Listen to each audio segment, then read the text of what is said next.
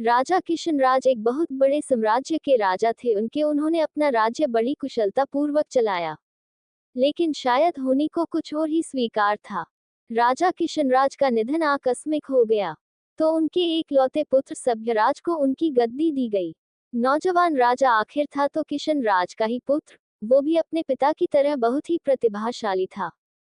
उसने कुछ ही समय में राज्य की सारी बागडोर अच्छे से संभाल ली। राजा की मां यानी किशनराज की पत्नी पहले ही स्वर्ग सिधार चुकी थी। राजा अपने पिता की एकलौती संतान था, और अब उनके माता और पिता दोनों ही नहीं थे। समय समय पर राजा का राज्य के सबसे पुराने और वफादार मंत्री काशीराम मार्गदर्शन किया करते थे, और राजा अपने राज्य के सबसे पुराने मंत्री काशीराम को ही सब कुछ मानता था। एक दिन काशीराम ने राजा को अब विवाह करने की सलाह दी। राजा को उन्होंने पास के राज्य की राजकुमारी प्रेरणा के बारे में बताया। कहा कि प्रेरणा बहुत ही गुणवती और संस्कारी है, साथ ही समझदार भी। आपके साथ इस राज्य को चलाने में भी आपको बहुत सहयोग करेगी। राजा ने पहले कुछ समय तक मना किया, लेकिन लड़की और उनके परिवार के बारे में सुनकर राजा ने उनकी बात मान ली। राजकुमारी और उनके परिवार वाले पहले ही राजा से बहुत प्रभावित थे, इसलिए वो विवाह के लिए तैयार थे। आखिर ऐसे राजा से शादी कौन नहीं करना चाहेगा। बड़ी धूमधाम के साथ राजा की शादी हो गई। शादी के बाद प्रेरणा इस राज्य में आ गई। राजा प्रेरणा की सुंदरता के साथ उनकी समझदारी का भी बहुत बड़ा प्रशंसक बन गया। ऐसी कई बातें थी जो राजा बल से नहीं हल कर सकता, उसे प्रेरणा अपनी सूझबूझ से सुलझा देती थी। राजा और रानी दोनों ही एक दूसरे को पाकर बहुत ही खुश थे। उन दोनों में प्रेम प्रगाढ़ था।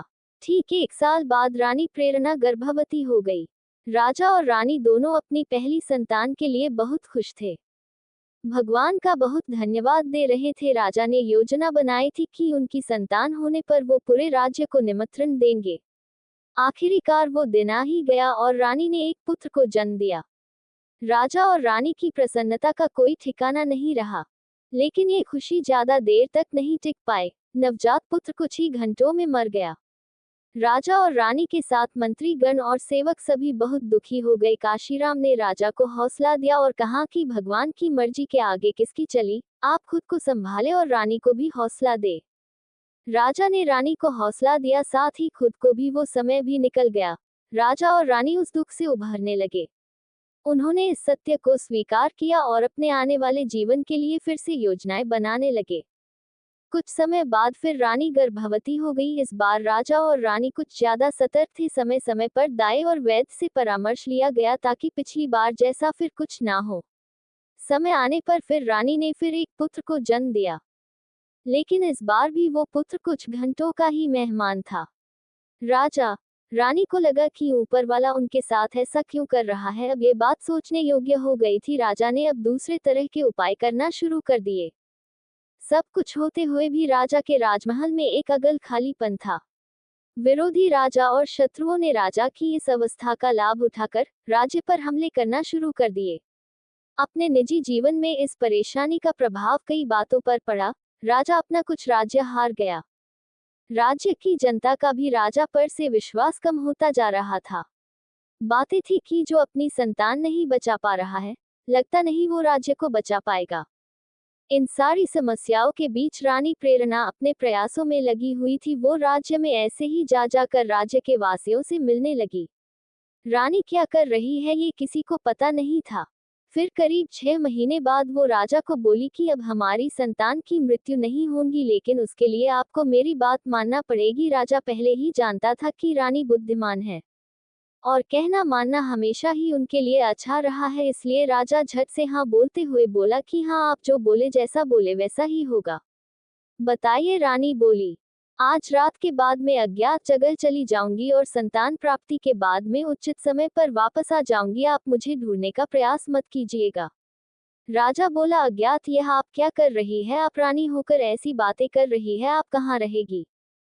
रानी बोली कि अगर आपको हमारी संतान चाहिए तो आपको मेरी बात माननी पड़ेगी। राजा कुछ न कह सका। फिर रात में राजा जानता था कि वो अपनी रानी से अब पता नहीं कब मिल पाएगा। रात्रि के बाद सुबह जब राजा नींद से जागा तब रानी जा चुकी थी। काशीराम के द्वारा पूछे जाने पर राजा ने कहा कि प्रार्थना करें हम अपने इस प्रयास में सफल हो जाए। राजा को भरोसा था कि रानी जहां भी होंगी वो इतनी बुद्धिमान और समझदार है कि परिस्थितियों का सामना कर सकती है। साथ ही उसे उसे ये भी विश्वास था कि रानी जो बोल के गई है वैसा ही होगा। उनकी संतान इस बार जीवित रहेगी, इसलिए राजा अब अपने विरोधियों से निपटने लगा। वो अब विश्वास से भरा था, जिसके कारण उसे इसके अच्छे परिणाम मिल रहे थे। फिर एक दिन अचानक लगभग 10 माह बाद ही एक सुबह रानी गोदी में बच्चा लिए आई। पुत्र था करीब 1 माह का। राजा की खुशी का ठिकाना नहीं रहा। राज्य भी उसने सभी को निमंत्रण भिजवा दिया गया। राजा ने रानी को धन्यवाद दिया, कहा यह आपने कैसे किया और हमसे क्या गलती हो रही थी। रानी बोली उचित समय पर आपको बता दूंगी।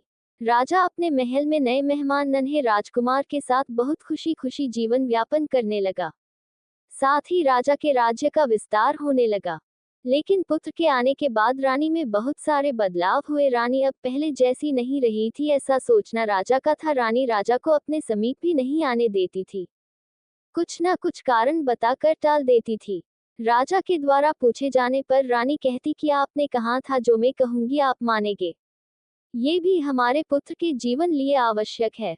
राजा का पुत्र अब 2 साल का हो गया। रानी का समीप न आने का प्रतिबंध अभी भी राजा के लिए वैसा का वैसा ही था। इतने समय के प्रतिबंध के चलते अब राजा के मन में कई विचार घर बनाने लगे। फिर एक दिन राजा को इस विचार ने पकड़ लिया कि शायद ये पुत्र उसका नहीं है, कमी शायद उसी में थी। रानी को ये पता चल गया, इसलिए रानी अब उसे अपने पास नहीं आने देती। अब उसे यह विचार हमेशा सताने लगा। अब हर बात और हंसने में वो अपने को अपमानित मान रहा था। राजा ने एक दिन रानी को पूछा कि आपने कहा था कि ये बच्चा कैसे जीवित रहा, आप बताएगी। रानी फिर बोली महाराज उचित समय आने दीजिए। राजा क्रोध में आ गया, बोला मैं कई दिनों आपके व्यवहार को देख रहा हूँ, आप कुछ बहुत ही बड़ी बात छिपा रही है। ये बच्चा किसका है, आप हमें सच बता दीजिए, हम आपको क्षमा कर देंगे। रानी को राजा के इस तरह के बर्ताव से अचरज हुआ। उन्होंने बोला ये बच्चा हमारा है, आप कैसी बातें कर रहे हैं। राजा बोला कि अगर आपने झूठ बोला या हमसे कुछ छिपाया जो हमें कहीं और से पता चला तो आपको और बच्चे को दोनों को दंड मिलेगा। रानी यह सुन क्रोध में आ गई और बोला महाराज आप किस तरह की बात कर रहे, बात अगर मेरी होती तो मैं चुप रहती, लेकिन आपने मेरे बच्चे के लिए बोला है और मैं यह बात सहन नहीं कर सकती। सच सुनने की हिम्मत है तो सुने। तब रानी ने एक ऐसे सच से राजा को अवगत कराया जो वो नहीं जानता था। रानी ने कहा कि मैंने इस पूरे राज्य में करीब 6 माह तक भ्रमण किया और जगह जगह जाकर पुराने लोगों की बातें सुनी। आपके राज्य की सीमा पर जंगल में एक समूह रहता है। उनके कुल देवता में उनकी अटूट आस्था है और उनमें शक्ति भी है। साथ ही समूह का एक प्रधान है जो पूरे समूह का ध्यान रखता है। उनकी वाणी मतलब उनके देवता की वाणी। जब आप 1 वर्ष के थे तब आपके पिताजी और माता के साथ एक दिन यात्रा पर गए। बगी से यात्रा करते समय उस समूह की एक महिला जो गर्भवती थी बगी से टकराकर मृत्यु को प्राप्त हो गई, जिसके परिणाम स्वरूप उन्हें प्रधान ने श्राप दिया कि अब से उनका वंश आगे नहीं बढ़ेगा। इसी वजह से आप भी अपने पिता के एक अकेली संतान हैं और इसी कारण हमारी संतान नहीं बच पा रही थी। आपके यहाँ से जाने के बाद मैं वहाँ उन लोगों के साथ रही। शुरू में उन लोगों को मुझ पर क्रोध था, लेकिन फिर वो मेरी आस्था देखकर पिघलने लगे। मैंने देवता से प्रार्थना याचना की, लेकिन एक बार तीर कमान से निकल गया तो वापस नहीं आता। हमारी संतान फिर पैदा होते ही चली गई। फिर राजा पूछता है तो ये बच्चा किसका है।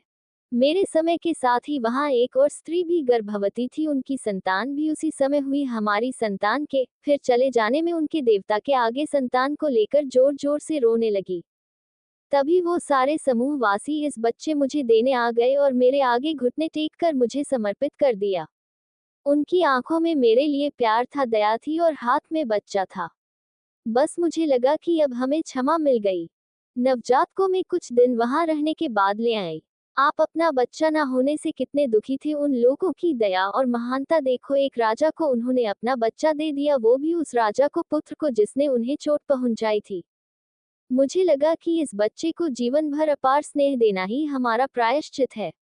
राजा ये सब सुनकर कुछ बोलने लायक नहीं रहा, खुद को कोसने लगा। बोला, मैं तो आपके क्षमा के लायक भी नहीं हूँ। अपने परिवार की इस श्राप का पता मुझे नहीं लगा और आपने इतनी तपस्या की। मैंने आपसे विवाह करके आपके साथ अच्छा नहीं किया, मुझे क्षमा करें। रानी ने कहा कि शायद मेरे द्वारा ही इसका पता लगाया जा सकता था, भगवान मुझे आपके पास ले आए। फिर राजा भी रानी के साथ वहां उन सभी से भेंट करने और क्षमा मांगने गया और उनकी दया को स्वीकार करते हुए उस बच्चे को बहुत स्नेह करने लगा। आपको ये कहानी कैसी लगी हमें कमेंट कर जरूर बताएं। ऐसी ही अच्छी कहानी के लिए हमारे साथ बने रहें।